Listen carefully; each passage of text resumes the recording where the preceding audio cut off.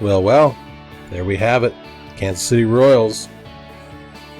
One of my teams that I have, I guess, rooted against when playing my Twins team over the years, but have mad respect for this team. They've had some excellent players over the years. I'm looking at the WAR numbers on some of these, the wins above replacement guys. The number one wins above replacement was George Brett at 88.6. An excellent player. What a great batter. What just a wonderful guy and player for the Royals organization. So you can't get much better than Brett to lead that category. Apier, interesting, older, well, kind of a modern pitcher, but solid as a rock. 47. Saberhagen, Willie Wilson. I like to kind of go down the old days with you guys in the beginning of this, just to kind of let you know what you've had and perhaps even what the future holds for you. Gordon, that's kind of interesting that he's 34 and he's a bit higher than Sal at 32. Wow, that blows my mind. In fact, I would think that Sal would be probably in the top 4 here somewhere. Greinke, 28.8, and so on. So, welcome to the 2023 Kansas City Royals Outlook. And this is being done on the last day of February of 2023. About a month left before the 2023 campaign commences. And it's an exciting time for people who love baseball like myself. Let's leave you with one more here. Danny Duffy on the back end. And I'm looking for Carlos Beltran. There he is. There you are, Carlos. 24.8. So he looked like he was just missed the top 10 there, but he was always a cool player. Another guy that I remember for the Royals, who I absolutely loved watching. Oh God, give me a couple minutes and I'll think of his name. Hopefully I can get it before the end of the broadcast here. So, okay, so I was looking at the Royals and my figure on them in terms of what they will do in terms of wins for the 2023 season. I came up with, I believe it was 82. Let me just double check here. I think that's what it was. Yes, sir. It was 82 wins and only 65 wins last year. So hopefully I'm right on that, because that's a significant improvement. That's about 17 win improvement for the Royals. So, and we can look at some of the years. The best, most recent year they had was a 15 year, and they won the World Series 4-1. And the year prior to that was 14. They lost the World Series 4-3. So they were really competitive 14 and 15. Really, really competitive.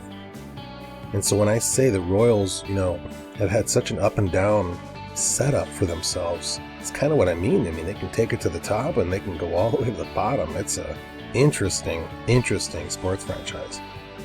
So, let's move on with the video here. Let's talk about this team for the near future and what things may have in store for them. Again, another thing is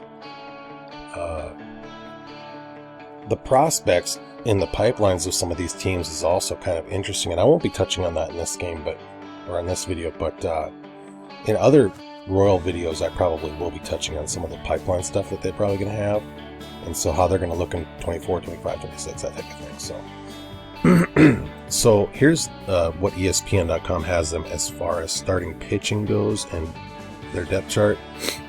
They have Singer as the main horse, as the number one pitcher that they got, and I would probably concur with that. Singer is a stud. They got Greinke, Old Man Greinke, as number 2. I still think Greinke's got some gas in the tank left, and he's always been fairly reliable, although he's been getting hit a little bit over the last couple of seasons. Lyles, I like this Lyles play for you guys. I want to think he played for the Orioles last year, and he is a pretty good pitcher. He's not that bad. And Yarborough, wow, that's another good pitch. You guys got some good. This is a good pitching team. I didn't realize you guys were that good at pitching right now. You guys have a pretty solid 1 through 5 going on here. Singer, Greinke, Lyles, Yarborough, and Keller. You can't. That's not bad. That is not bad. That's solid. You know, I don't want to look at the depth chart on this page. That's why I pulled up some other pages. I want to take a look at the depth chart here on RotoWire. So, this is the projection of the batting order.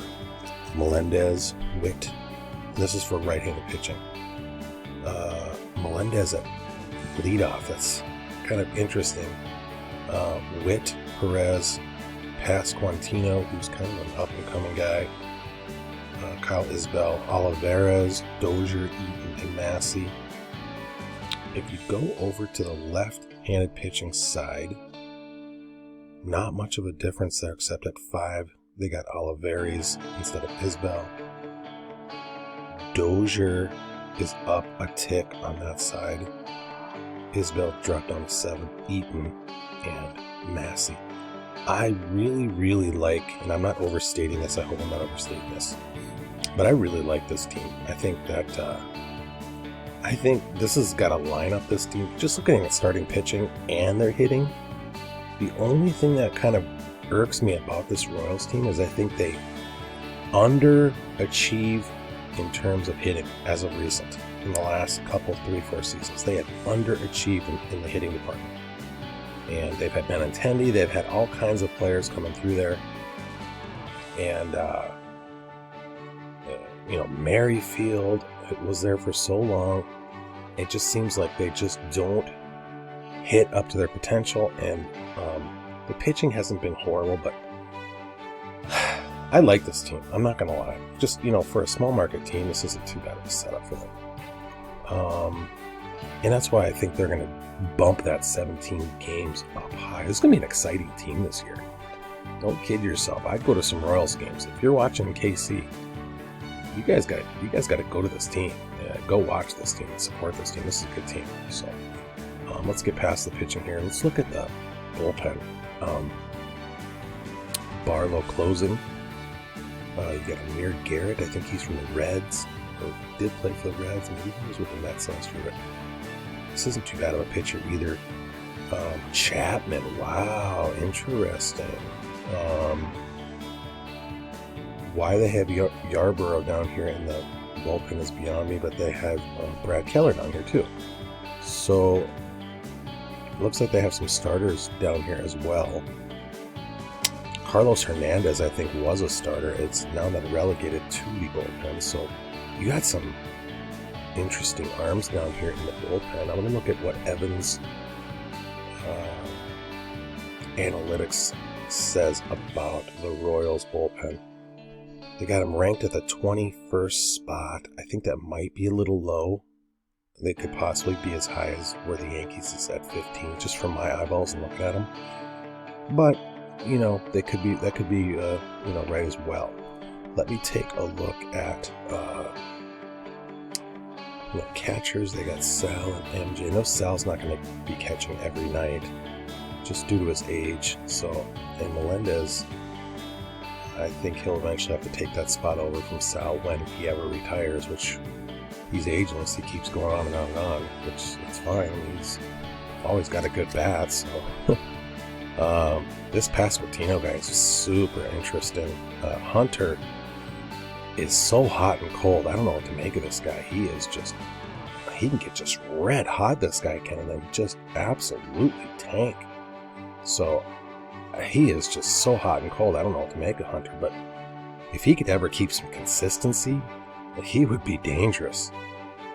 Nicky Lopez, he's always been a good bottom of the order guy, and he's got good contact on the ball. He's fast. I like that.